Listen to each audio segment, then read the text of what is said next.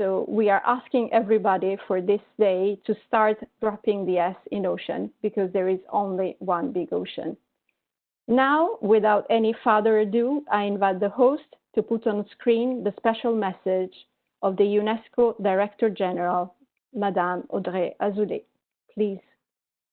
Excellencies, ladies and gentlemen, I'm delighted to be welcoming you to the first online Ocean Literacy Summit organized on the occasion of World Oceans Day 2020. Today we celebrate our ocean, which is home to remarkable biodiversity. It is the defining physical feature of this planet and the regulator of the Earth's climate. 2020 was poised to be a major year for the ocean. A major United Nations Ocean Conference was set to gather the global ocean community in June. A much-awaited climate conference of parties was expected to bring the ocean climate nexus back into the limelight. Another key conference of parties was due to establish the next global targets for the protection of biological diversity. Much like COVID-19, the challenges facing the ocean do not respect borders. Left unchecked, ocean acidification, marine pollution, sea level rise, and low oxygen dead zones could have harmful effects, not just in terms of global climate change, but also on the billions of people who depend on the ocean for their food and livelihoods. In the face of COVID-19, World Ocean Days 2020 is key to rallying the global ocean community, strengthening international collaboration, and maintaining momentum for decisive and innovative action. This is particularly important as we move towards the launch of the UN Decade of Ocean Science for Sustainable Development next January. The Ocean Decade is a unique opportunity to shape a global framework for ocean actors from all countries, disciplines, generations, and sectors to generate and use ocean science for transformative change. But innovation and action can only happen when knowledge is available to everyone. This is the essence of ocean literacy, sharing knowledge to drive action. In the words of oceanographer Sylvia Earle, far and away the biggest threat to the ocean is ignorance.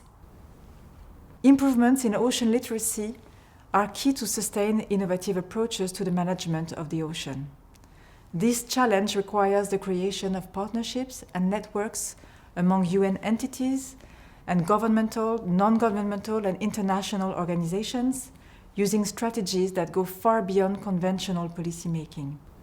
But it also requires the empowerment of communities, network of business leaders, industry, universities, research centers, civil society at large, to share responsibility for addressing urgent threats. For many years now, UNESCO has helped develop ocean knowledge and awareness through the work of the Intergovernmental Oceanographic Commission, which was established 60 years ago. The IOC monitors the impact of climate change on oceans, supports progress in scientific cooperation and knowledge. Thanks to its Ocean Biodiversity Information System, it is the leading source of data on the movement of marine species around the world. By assessing changes, it helps prepare coastal communities and small island developing states for future flood risks. Today, it's the first ever online Ocean Literacy Summit, which gathers ocean experts, educators, artists, scientists, businesses, people of sports, policymakers, and it is, I believe, a tremendous occasion to contribute to this challenge and to celebrate World Oceans Day. Excellencies, dear friends, we cannot miss this opportunity for today's generation and for the generations to come. It's our responsibility. As French poet Charles Baudelaire wrote, the sea is our mirror in which we contemplate our soul. Homme libre, toujours tu chériras la mer est ton miroir, tu contemples ton âme. And on those words, I wish you an excellent summit. Thank you to the Director General of UNESCO. And now I have the pleasure to give the floor to Vladimir Ryabinin, the Executive Secretary of the Intergovernmental Oceanographic Commission of UNESCO. Ladies and gentlemen, excellencies, all courtesies observed. I am pretty sure that the next speaker will say the same. Happy World Oceans Day. Thank you, Francesca, for giving me the floor and being instrumental in organizing this important event. So indeed, it is my great pleasure to speak at the opening of the first ever World Ocean Summit, Ocean Literacy Summit, on behalf of the Intergovernmental Oceanographic Commission of UNESCO, or simply IOC.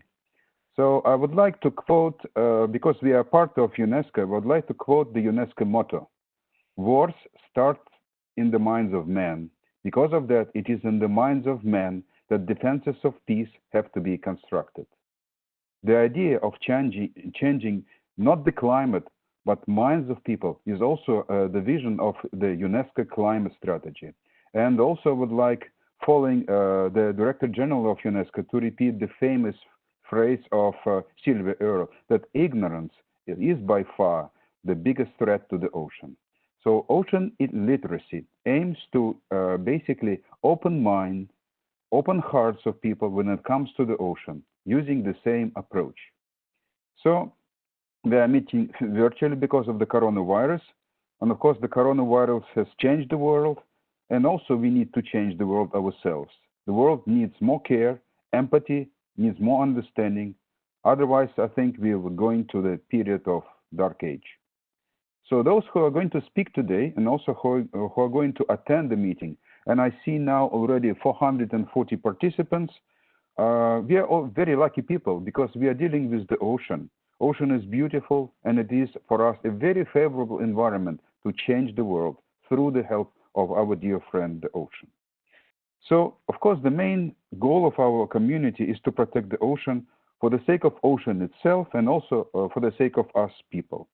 The main idea of this noble undertaking is relatively simple. It is the lack of care or ignorance, once again, that have led to massive deterioration of the ocean health. And knowledge is the key to restore the ocean. But also, like in the case of coronavirus, there is no way to return to the past way of life, because the past way of life was not normal. So for the ocean, the new normal that we are trying to actually to make sure that it works, and also this is because humans need to use the ocean, can be summarized in 3 words: integrated ocean management.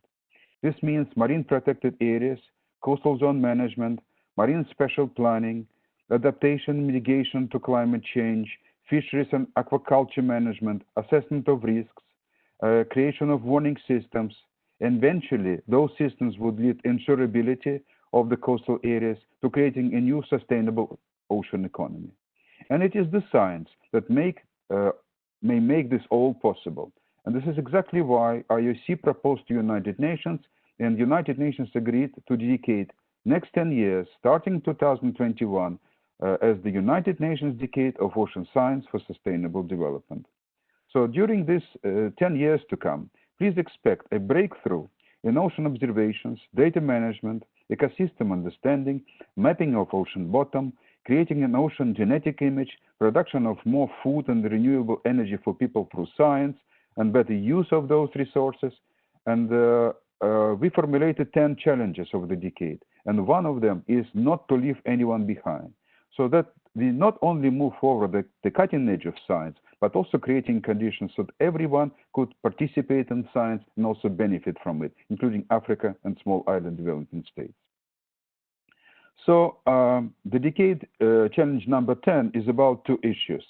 We need first to ensure that the multiple values of the ocean for human well-being, culture, sustainable development are recognized and widely understood.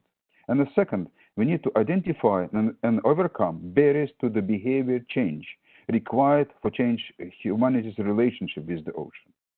So one of our societal outcomes of the decade is formulated as inspiring and engaging ocean, where society values the ocean in relation to human well-being. To incite the needed behavior change, there needs to be a step change in society in relation with the ocean.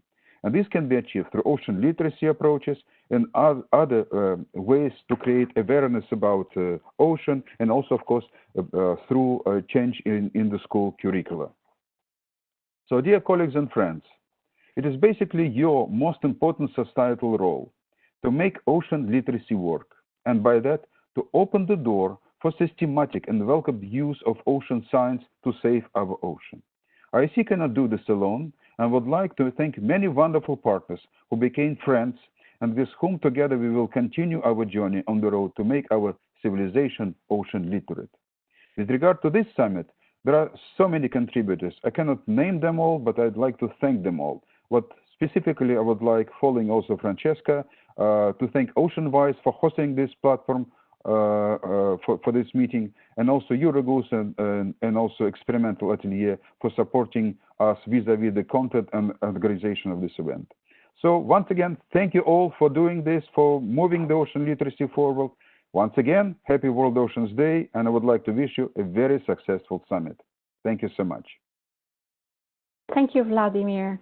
And I'll now give the floor to Megan Rowling, who will be the moderator of the next session. Thank you. Thank you, Francesca. My name is Megan Rowling, and I am a journalist with the Thomson Reuters Foundation, which is the charitable part of Reuters News. And we've been covering climate change for well over a decade now, and within that context, we have been looking at the impact of global warming on the oceans and on biodiversity. And today I am going to introduce our keynote speaker first, and then we're going to move to our first panel discussion of the day. And just to introduce the subject, ocean literacy is defined as the understanding of human influence on the ocean and the ocean's influence on people. It's not just about increasing awareness of the state of the ocean, it's also about providing tools and approaches that can transform ocean knowledge into actions that promote ocean sustainability. So first we're going to hear from Peter Thompson, who is the UN Special Envoy for the Ocean, on why we need ocean action and the role of ocean literacy. And just to introduce Peter briefly, he was appointed in October 2017 as the first Special Envoy for the Ocean of the UN Secretary General. And in that role, he drives the implementation of SDG 14, which is a Sustainable Development Goal to conserve and sustainably use the resources of the ocean. He's a Fijian diplomat who has also served as President of the UN General Assembly and as Fiji's permanent representative to the United Nations. Peter, please. Yes, ladies and gentlemen, well, thanks for that introduction. And yes, indeed, all courtesies observed. And greetings to everyone gathered with us here in cyberspace. I hope that whatever your circumstances, that you and your families are safe and well. I'd like to thank the Intergovernmental Oceanographic Commission for the invitation to address you all at the virtual Ocean Literacy Summit today. And I thank you also to OceanWise, Eurogoose, and Experimental Atelier for partnering in the hosting of this virtual summit. Happy World Ocean Day to everyone. And joy to the fishes in the deep blue sea, and to all those other wonderful marine life forms with whom we share this planet. This morning I was in Stockholm delivering a speech at Sweden's World Ocean Day celebrations. I told them I had to bid adieu and hop onto my magic carpet so that I could whiz down here to be with you in Paris. From here I got to zoom across the Atlantic to the UN's World Ocean Day celebrations in New York, and then zoom back to London to join a World Ocean Summit panel convened by The Economist.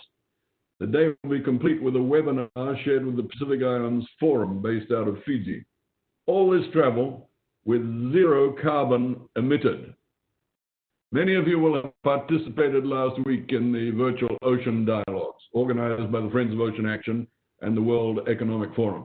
The global outreach of those dialogues was quite astounding to me. Over 600,000 viewers across all platforms for the main sessions of the dialogues. We're still gathering the positive lessons learned from the virtual ocean dialogues, but I, for one, foresee future conferences as hybrid models that, as well as accommodating actual attendees, incorporate all the experiences of virtual participation that we're learning from COVID-19's imposition of self-isolation. A few things of which I'm certain are that the UN Ocean Conference will be held in Lisbon, that the governments of Portugal and Kenya are determined to co-host a vibrant conference, and that, like the first UN Ocean Conference, the Lisbon Conference will be another global game changer for ocean action. In Lisbon's case, rather than awareness of the need for ocean action, it will be the formulation of the solutions and partnerships that will see us through to achieving SDG 14 by 2030. And it'll do that by focusing on science and innovation. The Lisbon Conference will therefore represent a great start for the UN Decade of Ocean Science for Sustainable Development, which, as you know, will run from 2021 to 2030. The UN General Assembly proclaimed the decade in order to fortify global efforts to reverse the cycle of decline from which the ocean's health is suffering, and to gather us all behind a common framework to ensure ocean science is able to fully support countries in meeting the requirements of SDG 14. Make no mistake, the decade is a vital element in our struggle to ensure the ocean retains its coral, its myriad of ecosystems, its oxygen levels, and the integrity of its genetic material, so that we can continue to exist on a healthy planet. Ladies and gentlemen, that brings me to the central point of our gathering today, which is that ocean literacy is at the very bedrock of ocean action. It is the foundation upon which we will transform scientific knowledge into ocean action. It is the field upon which we inspire institutions, organizations, and individuals to join our efforts to contribute to the ultimate success of the UN Decade of Ocean Science. At its heart, ocean literacy, as has been said, is an understanding of our impact on the ocean and the ocean's impact on us. The idea is that our connection to the ocean should be as basic to our knowledge as understanding such fundamentals as where our nourishment comes from or how we're governed. There are 7 principles of ocean literacy, of which scientists and educators agree everyone should be aware. For anyone out there who isn't familiar with them, I'll list them for you now. Principle 1, the Earth has one big ocean with many features. 2, the ocean and life in the ocean shape the features of the Earth. 3, the ocean is a major influence on weather and climate. 4, the ocean made the Earth habitable. 5, the ocean supports a great diversity of life and ecosystems. 6, the ocean and humans are inextricably interconnected. And 7, the ocean is largely unexplored. I think you'd agree with me that any one of those principles is capable of taking you off on a blissful mental journey along a deserted beach strewn with flotsam, or down through winding coral canyons filled with bountiful life. But stay with me here. I sometimes think of our relationship with the ocean as a mother-child bond. Born from the ocean, we've loved her unconditionally, and knowingly or not, have always been nurtured and inspired by her. But in our bold advancement, we have not always thought of our mother's best interests, sometimes forgotten her. We've done things that have hurt her deeply. Thankfully, I believe we've woken up to our failings and are now on a quest to put things right with our mother. I'm not entirely satisfied with that interpretation, because the deeper I go, the less inclined I am to use a possessive in relation to the ocean. The whole Mare Nostrum approach has always seemed deeply flawed to me. The ocean exists with or without us. Yes, over time we can alter its chemical and ecological content with our polluting habits, but the ocean will always be the great reservoir of the planet's water. We, on the other hand, cannot presume to forever be the dominant species of Earth, especially if the bad habits to which I've referred continue uncorrected. As I've said, the first principle of ocean literacy is that Earth has one big ocean with many features. Please note my singular use of ocean. We have gulfs and bays and straits and seas, and yes, we have the North and South Pacific and the North and South Atlantic and the Indian, the Arctic and the Southern Oceans. But in reality, there's only one big body of water beyond terrestrial shorelines, and that is what we call the ocean. This is not an esoteric point. It's important that people understand the importance of the singular. I explain it to my grandchildren as the ocean being like a big bathtub. It swirls around at different levels with lots of things bobbing about in it. But if you pour a bucket of water into it, the overall level in the bathtub is going to go up. Thus, if you're living on an atoll out in the middle of the Pacific, with your whole existence depending on just a few meters of coral and sand elevation above the tide, you have a vital interest in the rate at which the melting Greenland ice cap is pouring its water into that global bathtub. It's not just sea levels that make understanding the use of the singular important. Pollution, heat, marine animals, and nutrients all move around the world through this one body of water, showing no respect to man-made boundaries of EEZs or historical nomenclatures. There is only one ocean, and everything within it is connected. Likewise, there is a constant amount of water on the planet that is circulating through the hydrologic cycle as liquid, ice, or vapor, by evaporation, condensation, precipitation, infiltration, surface runoff, and subsurface flow. As many of you know, I come from Fiji, and subsurface water flow is the source of Fiji's famous bottled water.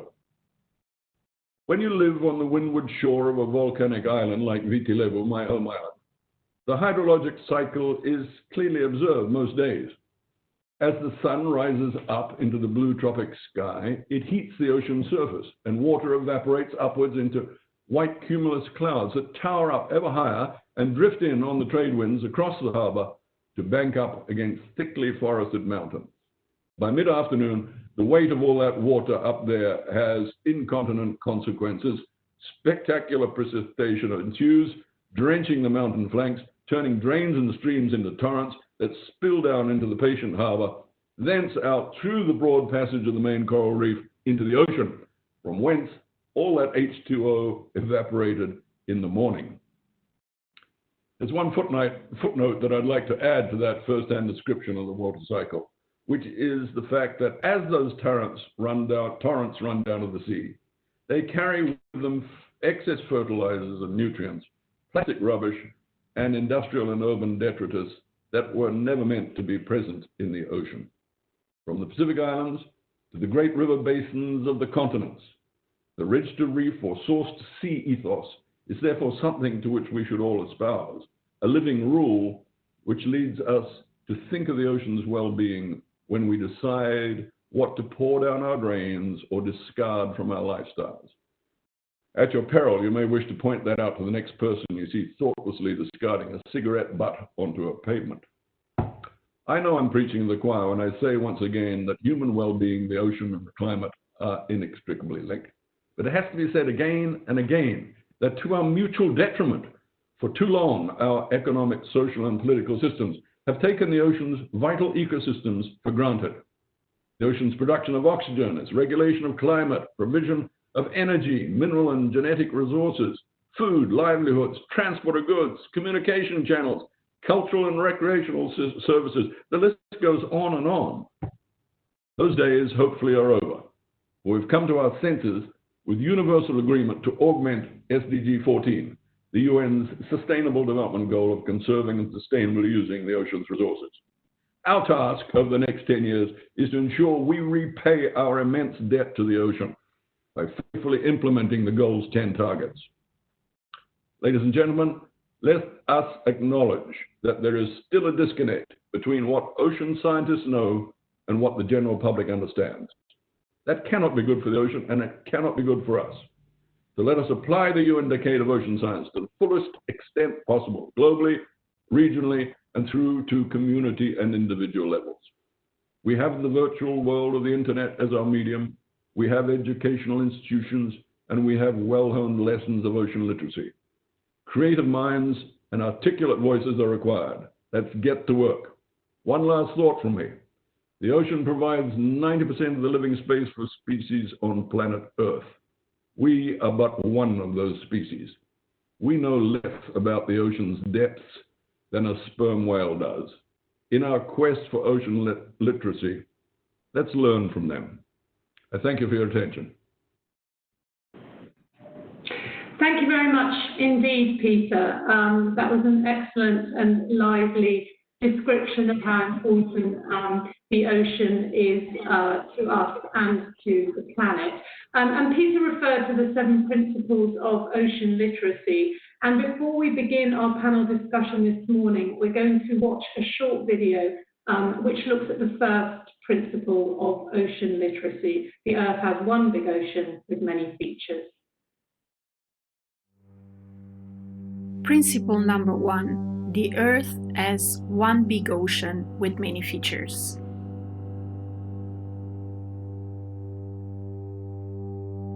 The main message behind the first principle of ocean literacy is that we are all interconnected.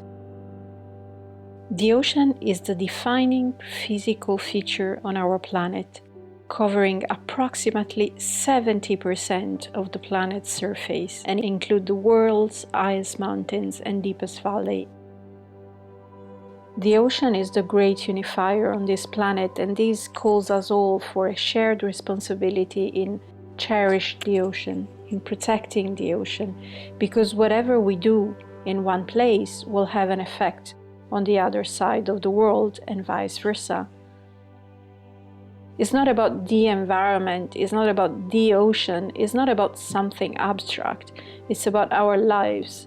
So what we do has an impact on somebody else, and what somebody else does very far away from us has an impact on us. So it's about our very existence.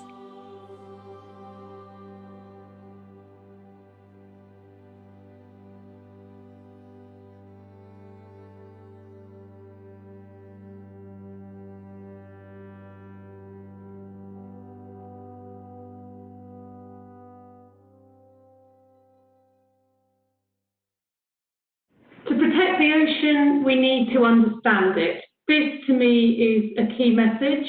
Many of us have personal experiences of the sea which remain with us even when we're not next to it. And one of the things that never ceases to amaze me is how the ocean has many different faces: calm, serene, inviting, or sometimes rough, powerful, and scary, but it's always beautiful. We know our ocean faces many problems, as Peter said, increasing amounts of warming and acidification that are causing coral reefs to bleach and pushing marine life to migrate or even die out. 8 million tons of plastic waste cluttering and poisoning our seas each year, overfishing in places that can't sustain that level of activity, and ships belching out polluting fuel emissions. We read about these issues and perhaps in the case of our participants today actually work on the problems. But for most people, these challenges manifest in small ways, whether it's increasing invasions of jellyfish that stop you swimming or sting you in the water, plastic straws, now face masks, and also fishing tackle littering a beach, or local streets on the coast flooding from a storm surge. I think that while nearly everyone loves the ocean, many people don't know what they can do to stop bad things happening to it. And here's where ocean literacy and our first panel discussion this morning comes in. It's all about how our ocean connects us and how leaders in different fields are developing and implementing solutions to protect it from the individual level to the national, regional and global scale. So this morning, we'll first hear from experts in government, business and science who will talk about their own efforts to improve ocean literacy and to get more people involved in understanding and safeguarding this vital part of our planet's ecosystem. First of all, we're going to hear from each one of those experts, and then we will open up for discussion with our experts. If people watching would like to ask questions, you can put those into the Q&A box on the screen, and those will be sent to me, and I will try to put as many questions as possible to our panelists within the time that we have. Now, our panel today consists first of a video message from the President of Palau. Then we will hear from Ricardo Serrao Santos, Minister of the Sea of Portugal, followed by Helen Agren, who is Ambassador for the Ocean Sweden, Chip Cunliffe, who is Head of Sustainability for AXA, the insurer, and Tyler Rachel, who is member of the Early Career Ocean Professionals Group for the UN Decade of Ocean Science. So to begin with, we will have our video message from Thomas Remengesau Jr., who is a Palauan politician, who's been the 9th President of Palau since 2013. During his administration, the South Pacific Island nation has become known as a leader on environmental initiatives such as the Micronesian Challenge and advocating awareness of global warming and its effects in the South Pacific region. We'll hear now from the President. Dear friends of the ocean, Ali from the Republic of Palau. We share one ocean. It connects us all. But we now know that our ocean is in crisis. And if we are to continue to prosper from it, we must act now to protect it. We must move from an ocean emergency to ocean prosperity, from treating the ocean as a disposable sink to treating it as a source for solutions to facilitate our sustainable development. Ocean literacy is a central part of how we make this transition. We cannot realize the ocean we want if we do not understand its riches, complexities, and fragility. Modern science tells us about the importance of marine protection to biodiversity, food security, and ecosystem resilience. How no-take protected areas like the Palau National Marine Sanctuary, which began its implementation phase at the beginning of this year, contribute to ocean health. 500,000 square kilometers of ocean are now off limits to fishing, a significant contribution to the global biodiversity target for protected areas. The High-Level Panel for a Sustainable Ocean Economy, which I co-chair with the Prime Minister of Norway, is another example of how science shapes ocean action. Over the past few months, the panel's work has been guided by the publication of a series of 16 blue papers, state-of-the-art synthesis of the science behind a range of ocean challenges and potential innovations and solutions. These blue papers are tools for ocean literacy that set out the ocean challenges we face. But they are also tools that provide recommendations for action to be agreed by the panel later this year. For many island peoples, the literacy of modern science is complemented by our traditional knowledge. When we set out our vision for the sanctuary in Palau, we were as much guided by the science as we were by a traditional method of conservation, the bull. The bull recognized the need to place certain areas off limits to fishing in order to give marine life time to recover and to preserve the long-term health of fish stocks and the marine ecosystem. The important thing about the bull is that it is not just a tradition to be recounted in stories or preserved in the museum, but something that can be applied in today's world.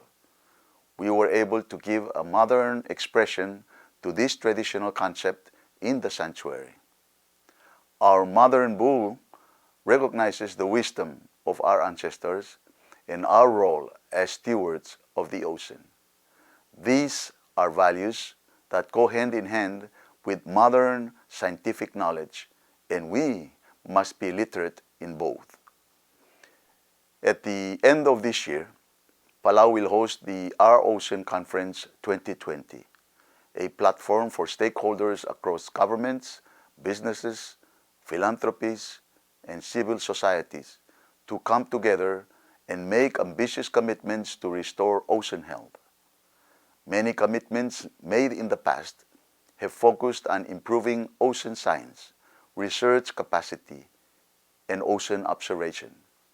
As we look ahead to the start of the UN Decade of Ocean Science, I hope that in your plans to support its implementation, you will make the Our Ocean Conference the stage to share your commitment. Thank you very much, Komman Sulang. Thank you very much for that message, President of Palau. And now we will proceed to hear from our live speakers this morning. We will begin with Minister Serrao Santos. Ricardo Serrao Santos has been Minister of the Sea for Portugal and was a member of the European Parliament between 2014 and 2019. He's professor at the University of the Azores, where he served as director of the Department of Oceanography and Fisheries and president of IMARIMAR, the Institute of Marine Research. Minister, could you tell us why ocean literacy is so important to Portugal, and a little bit about what your country is doing to help its citizens become ocean literate and to empower the next generation to protect the ocean? Thank you very much, Megan, and happy Ocean Day to all of you, and thank you to IOC and the partners for the organization of this meeting, and also special hello to Peter Thompson. Let me begin to recognize that investment in ocean literacy is still set to tell, and you understand why I say that, of urgent priority when compared with other parallel systems like forest and woodland literacy, just to mention one. And let me tell that the draft paper of the EU Green Deal, it's about mission on healthy ocean, seas, coastal, and inland waters. I'm on. Okay. And inland waters argues that, and to me correctly, that the lack of adequate scientific understanding and public appreciation of ocean's key role has led to citizens' emotional and rational disconnection from these environments. In fact, except for a set of oceans fans club, as we are, the ocean is still that strange system, opaque and invisible, that represents more dangers than goods. Tsunamis and hurricanes are immediately understood as coming from the sea, while sunny time at the city, on landscape, on the mountain, at the garden of the house, this time is not emotionally or rationally understood as connected to the sea. And in fact, the delay on citizens' emotional and rational connection to the ocean has been also responsible for lack of political action to protect and manage ocean waters, despite the great law of the sea of the United Nations that we have since many years.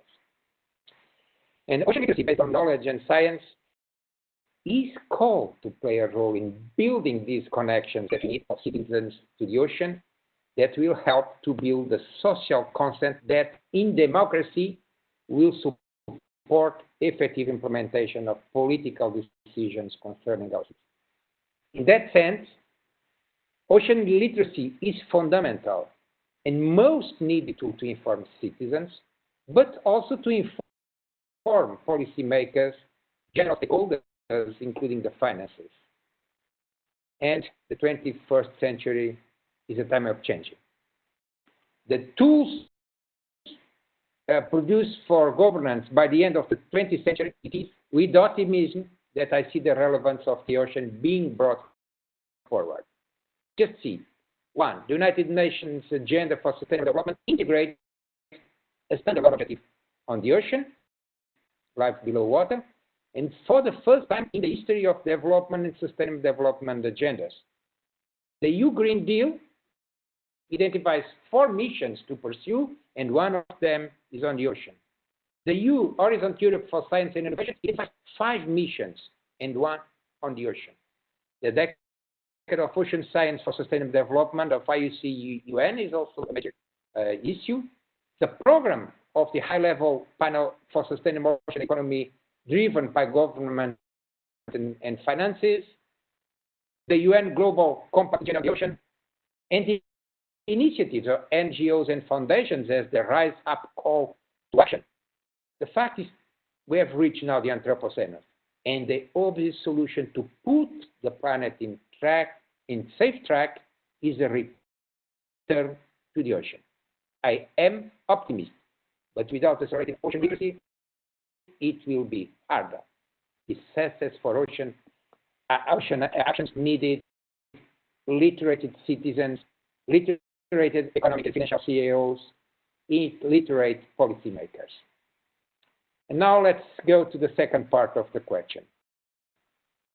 In Portugal, and it is about Portugal, many of us feel particularly attached to the ocean. Due to our history, geography, and culture, we spend our holidays by the sea and we love to eat seafood.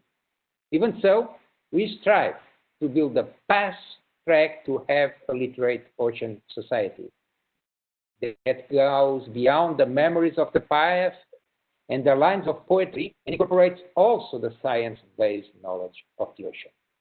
In '98, Mario Ruiz, late and dear friend of mine, which I'm sure many of you know in IOC and other fora, was pivotal in setting the International Year of the Ocean. He was also pivotal in the World Exposition entitled The Oceans, a Heritage for the Future, held in Lisbon that same year, which became, with no doubt, a major event on ocean literacy. One of the infrastructures that came out of this Lisbon exposition, and that is today a landmark in the city of Lisbon and in ocean literacy, is the Oceanário de Lisboa, the Lisbon Oceanário that is visited by many, and also the Pavilion of Knowledge, which leads the life science program with a major sector dedicated to ocean literacy. I am certain that Mario Ruiz should have been thrilled with the United Nations Decade of Ocean Science for Sustainable Development. In Portugal, we set a major campaign that would also celebrate and disseminate the decade around the world. The voyage through the ocean of our Navy school ship Sagres would celebrate the 500 years of the first ever made circumnavigation around the world by the Portuguese navigator Fernando Magalhães and finished by the Spanish captain Sebastián Elcano. This expedition was interrupted due to the COVID pandemic. It intended to get people to different cities where the ship venture involved in SDG 14 of the Decade of Sustainable Development and many aspects of global and ocean history. We hope that it can be reinitiated in June, in August. Concerning young citizens in Portugal, the Ministry of Sea leads an educational program named Blue School, Escola Azul. The idea is that the school integrating the program develops a project about the ocean and related things involving also local communities. The initiatives developed under this project literate children and teenagers, but also adults, around promoting a better understanding of the ocean on everyday life, bringing them close to the sea, and encourage attitude towards this immense and unified space. We currently have more than 106 Blue schools throughout the country and more than 20,000 students involved. The last challenge of the Blue School team set to the younger citizens was to know virtually how did they miss the ocean in this time of isolation of COVID. I would like to take this opportunity in finalizing to wish you all a safe journey during this crisis. A fruitful Oceans Day, and we inform that this year we celebrate in Portugal the 25 years of the constitution of the World Independent Commission of the Oceans with a 5-minute video launched precisely today in the World Oceans Day in our national TVs and social media, and also to the website of this summit. This commission was chaired by the cherished Portuguese President Mário Soares and coordinated by Mario Ruiz, comprised a group of well-known international experts that produced a report that set a milestone in the history of international governance of the ocean. The report shows the fundamental importance of the ocean and the sustainable sharing of its resources in the fight against hunger and poverty, which remain a major humanity to be solved. It was written to be read by all of us, published in '98, but still updated. I recommend you delve into it. Thank you for this opportunity, and congratulations for the organizations, and thank you also for inviting me. Thank you. Thank you very much indeed, Minister Santos. I learned a lot from your comments. I did not know that Portugal was so active, and the Blue Schools sound very impressive. And you also made a very key point about missing the ability to go to the sea during the confinement that we've been following here in Spain. It is top of my list as a place to go. Next, we will hear from Helen Agren, who is the Ambassador for the Ocean at the Swedish Ministry for Foreign Affairs. She's worked for the Swedish government since 2000 in various positions on issues such as the green economy, consumption and production, climate mitigation and adaptation, research, innovation, and local investment programs. Ambassador, please could you tell us why Sweden decided to get so involved in the international arena on ocean issues, and how do you coordinate your commitment to ocean literacy and ocean issues in general between the national and the international levels? Thank you so much. First of all, I would like to say Happy World Ocean Day to all of you. It's a pleasure to be here and an honor. I would also like to thank UNESCO IOC and all the partners in arranging this. There have been, as Peter said, there have been very many new virtual experiences during this pandemic.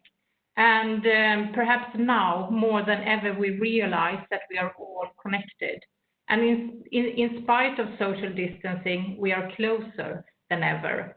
So this is a fantastic moment to stress this and to reach out and talk about connectivity with the public and in a broad context. So as many of us don't really connect with the ocean in our daily lives, we can't see with our own eyes the changes taking place below the surface. And for a long time, the sheer size or vastness of the ocean has made many to feel unconnected to the sea and not really knowledgeable. So we really need to, that's why ocean literacy is so important. But no matter where we are on Earth, we are all intimately connected. As Peter said, also water moves through all ecosystems of the planet, linking the atmosphere, land, and oceans in an endless cycle. So that is why what we do on land, sometimes far from the coast, ultimately will have negative impacts on the ocean. And the ever-increasing plastic pollution has really unveiled this fact to many. And as sad as the global problem with marine litter and microplastics is, it has opened the eyes to people to see the link between land and sea and to think more about production and consumption and to connect different groups of people and actors that are previously not maybe working together. When we talk about ocean and ocean literacy, a big part of this has to be to have a source to see approach. We need to understand the pressures and the drivers of problems we are experiencing in the sea, often originating somewhere else. And in this context, ocean literacy across sectors is really key for success. The ocean intimately connects us to each other, both physically, for example, by providing the routes of transportation across the globe. And shipping has steadily increased over the past decade, driven by global trade, and Sweden is really an export economy dependent on global transportation and global trade. So it's an important issue. I think we have lost the ambassador's sound, if we could reinstate that. Is it okay now? Okay, sorry. For example, when we are looking to the ocean to provide us with more food, medicines, transport routes, and many services, we need to do this and involve all the stakeholders to do this in a more sustainable way. And I want to say also that we are really happy in Sweden to host the World Maritime University and the Global Ocean Institute. They educate the future ocean governance and maritime leaders and have, with the support of Sweden and Germany, set up a land and ocean leadership program aiming to educate on the implementation of Agenda 2030 in the maritime sector. But so the ocean also connects us indirectly in many ways. What I have on my plate when I eat fish might be caught on the other side of the globe. We have to increase knowledge and information and transparency across supply chains to make it possible for us to make informed and responsible choices in our daily life decisions. And not the least, the ocean connects us also emotionally. The sea is beautiful, mysterious, fun, and sometimes intimidating. Nobody who has truly experienced the ocean is unaffected. So also finding new ways to reach out and to connect not only to the mind, but also to the heart of people, and especially youth, I think is key to be successful in this endeavor. I would like to finalize with to say that the decade of ocean science is a unique opportunity to increase awareness of the sea and find new cooperation and strengthen the knowledge and acceptance of bold decision making. Sweden has during the last 5-10 years acted to strengthen and develop the work with ocean literacy nationally, but also supported the global efforts. Last week, we had an informal dialogue with key actors on ocean literacy in Sweden to inform ourselves about the relevant activities and the ocean decade. And the interest and enthusiasm was really fantastic. And Sweden is really committed to be an active partner in the decade for ocean science, and ocean literacy will be important. And there are so many things going on. In Malmö, for example, they are working with the schools and educating youth, and they are appointing youth ambassadors to help inform and engage. There are efforts in science centers to develop ocean science labs, and also programs developed to educate journalists. So there are a multitude of efforts that are now rolling out, and huge engagement from different stakeholders in Sweden. So we are really looking forward to cooperating during the coming decade on these issues. Thank you. Thank you so much, Ambassador. I was very interested to hear that there will be efforts around educating journalists as well. I definitely think, personally, I could benefit from better ocean literacy, and so could our reporting in general. And there are so many exciting things going on, and really, I think there's a lot to look forward to in the coming decade. Next, we're going to hear from Chip Cunliffe, who established and manages AXA's Ocean Risk Initiative in the private sector, which works to promote ocean literacy as well as identifying innovative insurance and finance solutions to the impacts and implications of ocean-related risks. And in 2012, this is interesting, ahead of many people perhaps, Chip set up AXA's Ocean Education Programme to provide curriculum-led lessons and resources to schools, drawing on ocean science research. He also co-chairs the Secretariat of the Ocean Risk and Resilience Action Alliance to help incentivize private investment and blended finance into coastal natural capital. Chip, could you tell us why you think the private sector should be involved in ocean literacy? And what is AXA doing to spread the word and encourage blue projects involving business? Megan, thank you very much indeed, and hopefully you can all hear me. Thank you also for privilege of being able to talk to you today. Before I answer your question, I'm just going to start with a fairly important fact, I think, one that we probably don't all know.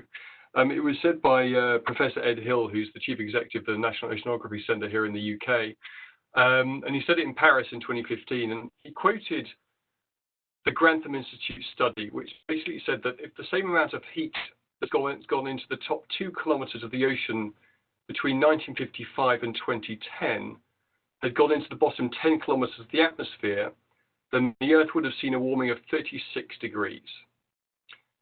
It's almost an incomprehensible number, but I think a very powerful message. And I think that we probably hear a lot about the macro level impacts of a changing ocean. So whether it be coral reef health, whether it be deoxygenation, these things that probably people can't quite get their head around. And I think for many people think that the ocean is probably out of sight and out of mind. I think it is. So the key question for me, or one of them, is how do we develop a narrative, which I think is really part of what ocean literacy is, to help engage everyone from school children to risk managers to boardroom and governments as well. And as a teacher in a former life, we're taught to differentiate our message depending on audience, as you do, Megan, as a journalist too. And I think the UN Decade is really critical in providing us with the facts and figures and messages and examples and maybe the stark reminders and actually hopefully the rays of light that will help us to engage both audiences and produce really tangible outcomes. As part of the insurance industry or reinsurance industry, I've been often asked, why we are working in the ocean or as part of it. And I think that the direct link between ocean and the understanding of the drivers of risk are probably becoming more evident year on year. After 25 years worth of ocean science research, I set up the Ocean Risk Initiative at AXA, and it really is to help us develop a more comprehensive and I suppose actually more relevant ocean narrative as well. And I'm not sure if someone can press a slide for me, but I'm just going to ask for a slide to be pressed. There are two pillars to our initiative. Well, in fact, there are three, but the first two, one is about catalyzing product innovation, and the second is about driving the whole of the insurance industry response to ocean risk. And both of those two things really link directly to a dollar figure, and whether that's a risk from a dollar perspective or an opportunity. And I think when you break it down, for us, this is absolutely critical. We need to resonate our commitment and our communication with our audience, both internally as colleagues, but also externally with clients and others as well.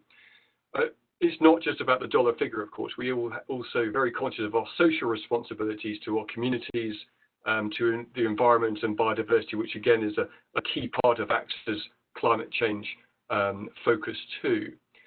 So just to take that a step further, a little bit more context. We know that, or it's estimated that 800 million people will be at risk from coastal flooding from storm surges by about 2050. Small and developing states and least developed countries will be most affected. Also, that in the last 10 years or so, insurers have paid out more than $300 billion for coastal storm damage. But we also know that sovereign states and taxpayers will have paid out significantly more. And certainly as the insurer of last resort, that is not sustainable in the future. So it is a significant risk to both our clients and our business, and exactly the reason that we have this Ocean Risk Initiative. So we are starting to move on various things. We have an Ocean Risk Index that we're developing, where we're going to start to look at being able to accurately price flood risk with and without ecosystems. So you take away your mangroves and your coral reefs, and what does that mean for your exposure for your for either communities or an asset on land?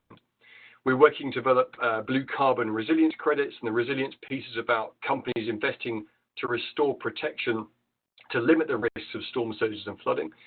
We're focusing on parametric insurance products. So what opportunities are there in the coral reef space and mangroves as well? We, as you said at the beginning, we're working to, as a founding partner of the Ocean Risk and Resilience Action Alliance, backed by all the G7 countries, which is really a multi-sectoral collaboration designed to drive $500 million worth of investment into nature-based solutions by 2030. And we're also working with the Stimson Center on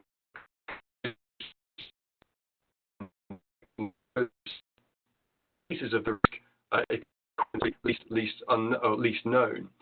And that's looking at political, environmental, and social vulnerabilities in cities.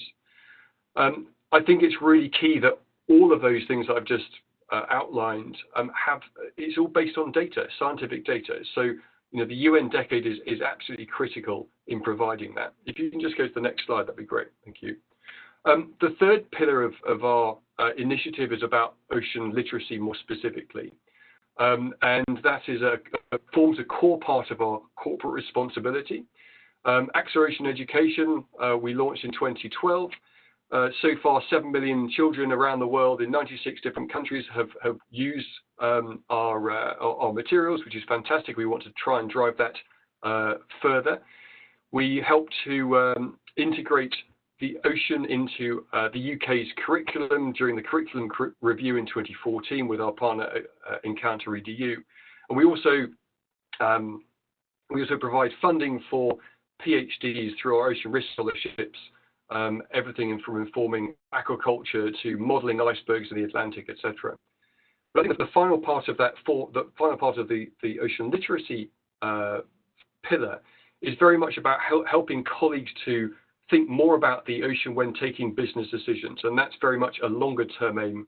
That can't be done almost overnight. That's very difficult. So we're starting to do that now. But I think the UN Decade is really key to developing and integrating that ocean literacy into formal education around the world, and we're very keen to help to do that. But I think I go back to my first point about engaging others within the private sector, and I think it's about identifying that differentiated narrative. And I really believe that the Decade can help us provide the toolkit with which we can do that. Thank you. Chip, thanks very much. AXA is obviously doing a lot in this space, and it's very good to hear that there are also financial incentives for protecting the oceans, but in order to realise the potential, we do need more data, we need more understanding and more awareness, and that will presumably come in the next decade as we get all this additional expertise and understanding. So now we're going to hear from a scientist, Tyler Ray Chung, who is a young advocate, marine scientist, and an active member of the Early Career Ocean Professionals Working Group in the Fiji Islands. She's also a technical advisor with the Pacific Youth Council and aims to bridge the gaps between policymakers, young scientists, and young people to ensure they're actively engaged in decision making to secure a safe, transparent, and healthy ocean for future generations. Tyler Ray, what does it mean for a young marine scientist like yourself coming from the Pacific Islands to join an international program like the UN Decade of Ocean Science? Hello, can you hear me? I can hear you. Please go ahead. Okay, sorry. Thank you, Megan. So on Friday, our PM declared Fiji COVID-free, and as a young person in science, I'm hopeful for the opportunities in the future around oceans, but I'm also driven because of the demand and push to bridging scientific knowledge and traditional knowledge together. And I think as a young person, as a young marine scientist coming from the Pacific, being part of the Early Career Ocean Professionals group for the UN Decade of Ocean Science, I take the opportunity to, when you talk about oceans connecting us, this is what it really means. Is oceans connecting us virtually as we sit here today, and being part of it. I would just like to start off by saying that ocean literacy, as you have mentioned, is understanding our influence on the ocean and the ocean's influence on us. This statement, however, is not something new, especially in the Pacific region, as understanding the role of our oceans is part of our identity and something that is ingrained in us at a young age. So from our indigenous ways of traditional navigation of sustainable sea transportation to setting up a no-take zone or a tambu area known in Fiji, which is a particular boundary within a coral reef or a portion of fishing ground, a particular time frame, to sustainable fishing practices has been passed down through generations by means of storytelling and hands-on experience, has taught us to understand the significant role our ocean plays for our survival and how we should act as custodians to sustainably protect the future of our oceans. And I think the traditional knowledge of the past and the ever-growing scientific knowledge of the present must be merged intricately so that the responsibility is shared at all levels, from grassroots to global, bridging past and present for a global vision for our oceans. And today I can confidently say that as we gather virtually, our oceans has already connected us to create waves of change. And the UN Decade of Ocean Science for Sustainable Development has given each of us time for young people and leaders to connect and challenge us to innovate without being destructive. As an early career ocean professional, we act as decade ambassadors, bringing together expertise from diverse backgrounds, disciplines, sectors, and regions, eager to contribute to the decade and the sea of life that connects each of us. And through global consultation in coordination with the Intergovernmental Oceanography Commission, we, the ECOP Working Group, have identified initiatives, and among these initiatives, hosting youth engagements, events related to the decade, and supporting campaigns on ocean literacy can make a crucial contribution to the decade. Because we believe that the dissemination of scientific information plays such an integral role for the sustainability of our ocean and the legacy after the decade as well, from grassroots level to global, sharing the responsibility between young people and leaders, scientists, people in communities who depend on the ocean more than a person collecting the data, holding the richness of traditional knowledge, and the importance is important for a global vision of our oceans. Being part of ECOP has really inspired me or given me hope, and this decade also has given me hope that the leaders are ready to listen and the young people are ready to take the stand as future generational leaders. And so having this, having ocean literacy is important, but it's also about understanding, not just what our ocean is or how it works, but it's also understanding the people that depend on the ocean, so this information can be disseminated clearly. Sometimes we get caught up with all the problems of the present and the solutions we develop and actions we create. We sometimes forget the most important players, who are the communities of people that depend on the ocean and the marine life and its ecosystems that sustain us. So I think from my point of view that this, it's also this pandemic has taught us to slow down and appreciate our natural resources within our oceans. And it challenges us as young scientists to innovate and to push ourselves, not just to change our lifestyles, but also our scientific technologies, so that we're able to gather information, collect the data and turn that information clearly enough for people from global, national, regional, and community level to understand, because I think language plays a huge role. The language that we speak at an international panel is a very different language that I speak when I go into coral restoration with the communities in the areas in Fiji. So I think it's that information or disseminating that information that's important. So yes, thank you. Thanks so much, Tyler Ray. That's a really good overview of your work.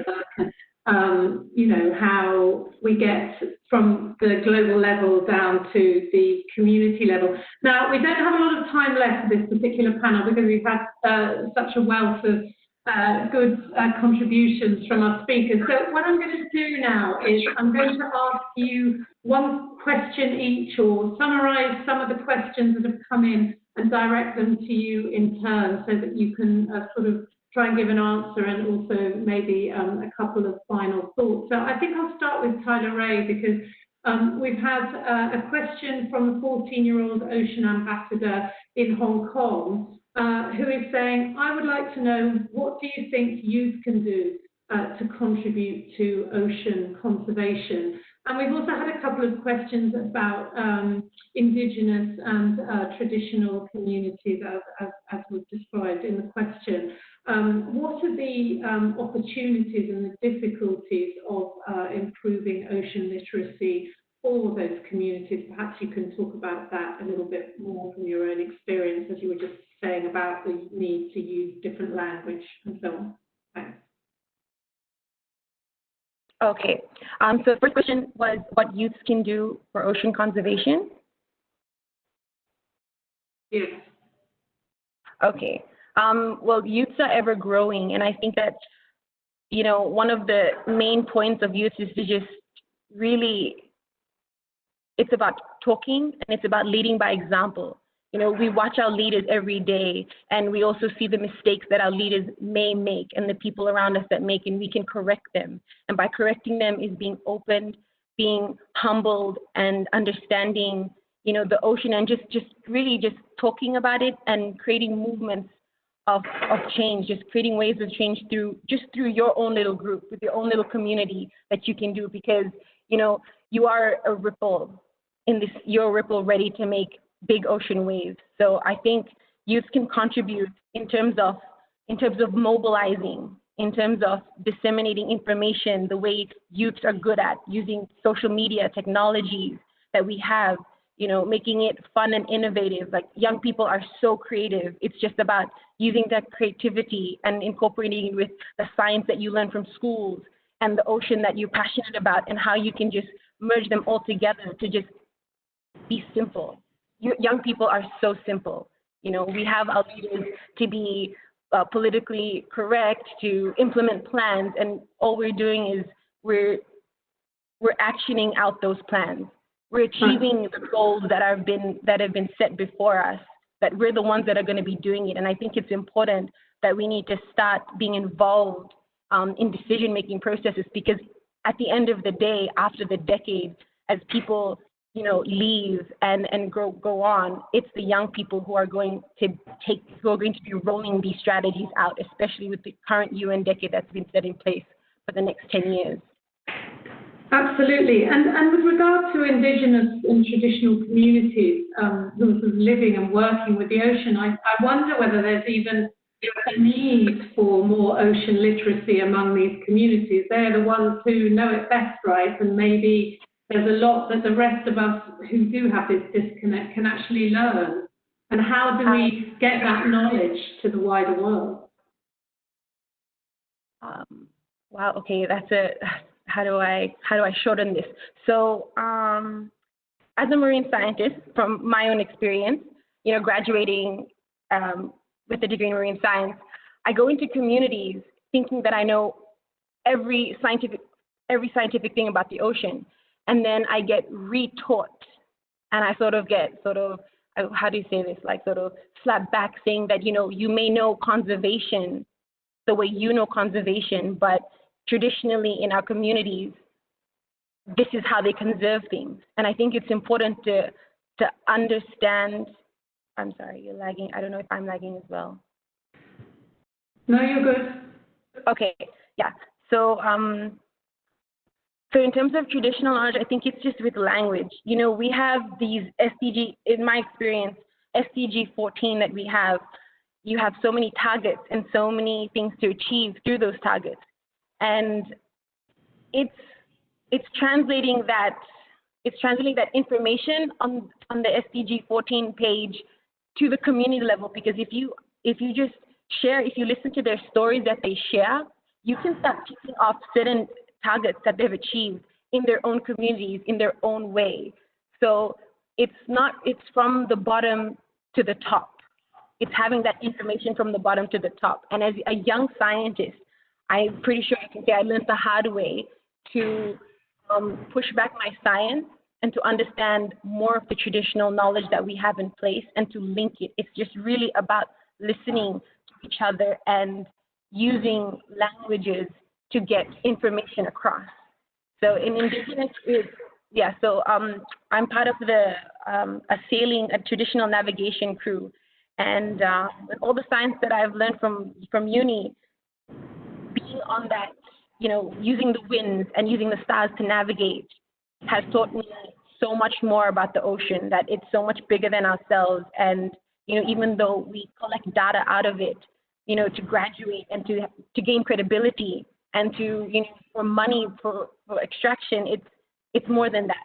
Because in the end, it teaches you respect, humility, and it really makes you understand who you are in this vast ocean. Thank you, Tyler Ray. I think that I hope that we can get more of those stories, more of that knowledge out during the coming decade. Chip, if I could come to you now and just ask, what does AXA do also around increasing literacy for, you know, some of the financial products and the business concepts that you're working on? Because I think, a lot of the general population maybe doesn't know that much about blue carbon and some of the risks that you've been talking about. Do you have plans to educate us all about these kind of products? Yeah, look, the reason we set up the Alliance was to help us to develop a narrative and a platform to help to drive this into different places. I think that we're at the very beginning of all of this, of course. So parametric insurance, where you pay out when you hit a certain parameter, is fairly new, and we're starting to develop all of these different products, finance products. So it's not just insurance; it's blended finance as well. And I think there's a real need to drive that forward as quickly as possible and scale it as quickly as possible as well. But as I said, I mean, I think the difficulty here is that it's fairly new, and we're all learning. We're all on that journey together. Ideally, we'd be sort of 10 years in advance of where we are now, but we're not. But it's the likes of ourselves and others within the insurance and finance industry that are starting to drive these things forward. And I think it's that innovative focus that we all have to make a difference is going to be really key.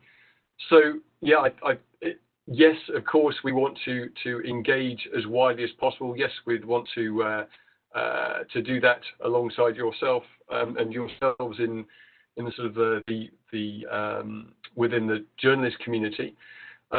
We're doing as much of that as we can within the sort of the scientific NGO and I suppose the policy and governance is the other space that we need to drive this message. I don't want to take up too much time, but yes, we are certainly starting to do that.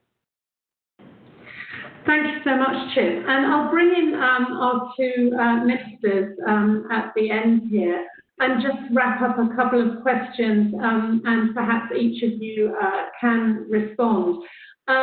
We've had one question around, the likely rise in plastic waste, which is related to the coronavirus pandemic, and whether there is anything that governments can do about that to prevent more pollution. So that is one question. And the second question is around what more can be done to prevent illegal activities affecting the ocean. So perhaps you could just fill us in a little bit on your priorities around those issues. If we could start with Helen, if she's still there. Yes, thank you so much. I mean, there are many things you can do from the government perspective, fighting plastic pollution. We have to move towards a circular economy. In that work, we need to involve business, of course, creating new materials that are biodegradable. We have to get the waste management systems in order to make it possible to have a circular economy and much more. And we need a global framework on plastics, and microplastics, which we don't have today. And fighting illegal activities, there we have the science and data and new technologies that really could help us with satellites and different sensors and autonomous underwater or drones, etc. That could really help us cover larger areas and perform surveillance at sea.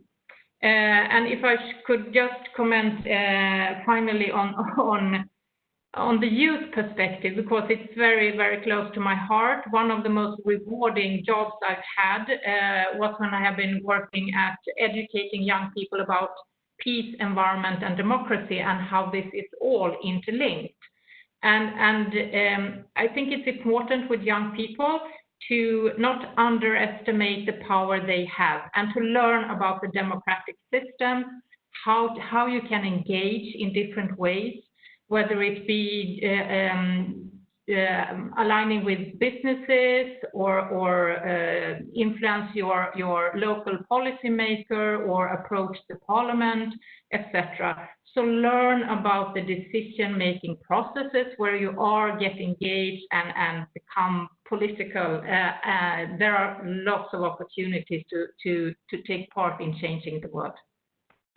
Many thanks, Ambassador. And Minister Santos, if I could just bring you in to make some final comments on what you've heard, anything in particular you wanted to pick up on, but also perhaps to quickly tell us about your hopes and aspirations for the summit when it is actually able to take place. Thank you.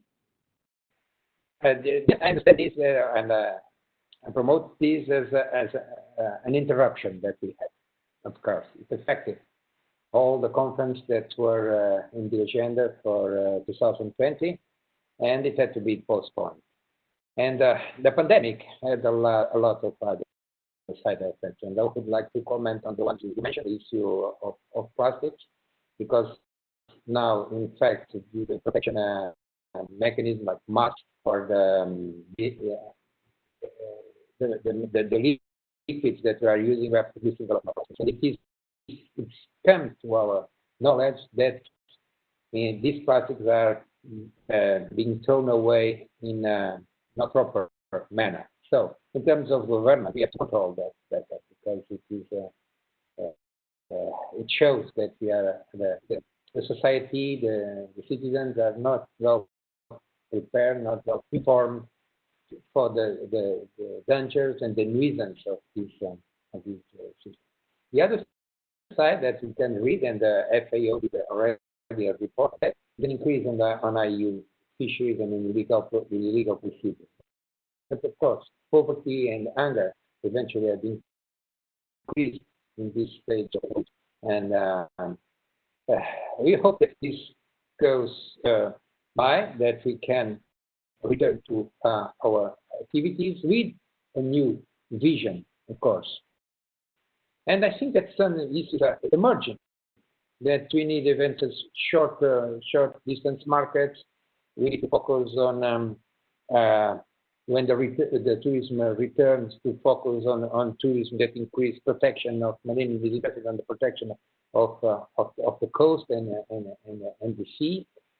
And we need, in fact, to learn what happened to this environment in this short time. In terms of science and knowledge, I think this is an opportunity of a time, and I hope it is only an opportunity of a time, it will not happen again, that we should monitorize and return to our ecosystems to understand how they have reacted to the interruption of a set of activities, from noise, from fishing, from loss of activities, and how they become resilient, or even they return to more production and protection. And I think that a lot of things we have learned from this, and that we have to change some of the routes and the tracks that were building our society, and that we have to have more investment in biotechnology, and the ocean is a major source of genetic material in terms of the diversity of genetic material. There is more phyla in the ocean than in other on-land systems.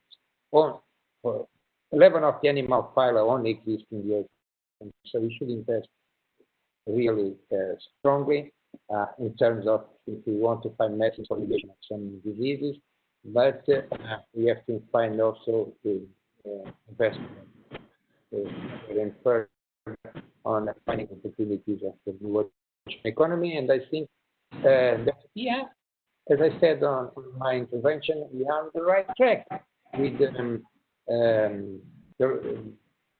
convergence of interests from the business, United Nations Ocean Compact, the sector just for business, the high-level panel on sustainable economy, and whole NGOs very active, and politicians looking to the environment and a different way. Thank you. Minister, thank you so much indeed for those important points. I won't summarise what's been said because we've run over time a little bit, but just to say that I have learned a huge amount from this panel. And I think it's very inspiring that there are so many different communities willing and absolutely raring to go in terms of pushing forward on this work. And there's a great deal that will be realised in the coming decade. And hopefully we will all end up feeling a much stronger connection with the ocean that means so much to us. And with that, I would like to thank all the panellists and also the contributions, questions from those watching, and hand back to Francesca. Thank you very much indeed. And happy World Oceans Day. Thank you. Thank you so much, Megan, and thank you to the panelists. It was really a great panel with different perspectives and backgrounds. That's what we want, actually, and that's the power of ocean literacy, to be able to bring together people from different perspectives and different backgrounds. We currently have 525 participants online. On the platform, we already had 1,600 people registered. People have contributed with their resources, their materials, videos. So we are really happy to see the level of engagement of people coming from all around the world. We will give you more information. Please tweet on this summit. Use the hashtags Ocean Literacy, Ocean Decade, and Generation Ocean, and drop the S. Remember to drop the S in ocean. We are part of this campaign. And now I'm very happy to introduce Justin Worland, who will be the moderator of the second panel.